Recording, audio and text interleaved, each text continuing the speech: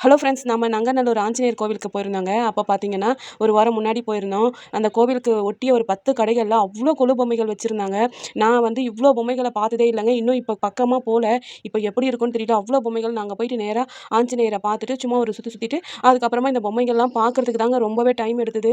அவ்ளோ பொம்மைகள் வச்சிருக்காங்க. நாங்க வந்து இதெல்லாம் பார்க்கறதுக்காகவே சின்ன போதா இருக்கிறப்ப ஒரு 10 பேர் சேர்ந்துக்கிட்டு வீட ஒட்டி இருக்கிற வீடுங்கள்ல கொலு வச்சாங்கன்னா, கூப்பிட கூட மாட்டாங்க. ஆனா நாங்க யார் வீட்ல வச்சிருக்காங்கன்னு சொல்லி பார்க்க போயிடுவோம். ஆனா இப்ப இருக்கிற குழந்தைங்களுக்கு அம்மா, அப்பா கூட்டிட்டு போய் காமிச்சா மட்டும் தான் இத பத்தி தெரியும். ஏன்னா, இப்ப தனிப்பட்ட முறையில குழந்தைங்க எங்கேயும் வெளிய போறது கிடையாது. இதெல்லாம் நெறைய குழந்தைங்க மிஸ் பண்ணுவாங்க. உங்க வீட்ட சுத்தி யாராவது வச்சிருந்தாங்கன்னா, கண்டிப்பா குழந்தைங்கள கூட்டிட்டு போய் காமிங்க. இதெல்லாம் ஒரு இதெல்லாம் குழந்தை பருவத்தில அவங்கலாம் என்ஜாய் பண்ணுவாங்க. நமக்கு வேணா இதெல்லாம் ஒரு சலிப்பு தட்டலாம். ஆனா, குழந்தைங்களுக்கு ரொம்பவே பிடிக்குங்க. நீங்க கண்டிப்பா உங்க வீட்ல குழந்தைங்க இருந்தாங்கன்னா, கண்டிப்பா கூட்டிட்டு போய் காமிங்க. இப்ப எல்லா கோவில்கள்லயும் வைக்கிறாங்க.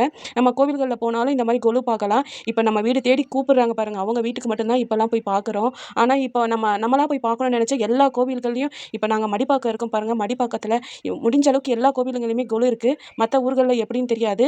நெறைய அம்மன் கோயில்ல கண்டிப்பா வைக்கிறாங்க. மற்ற கோவில்கள்லயும் வைக்கிறாங்க. நீங்க இதெல்லாம் உங்க ஏரியால எப்படி இருக்கு என்னன்னு சொல்லுங்க. நான் இதெல்லாம் பார்த்துட்டு நம்ம வீட்ல வந்து ஒரு ஃபவுண்டன் ரெடி பண்ணி நான் சும்மா அத வச்சு அழகு பார்க்குறேங்க. அதான் என்னால முடியும்.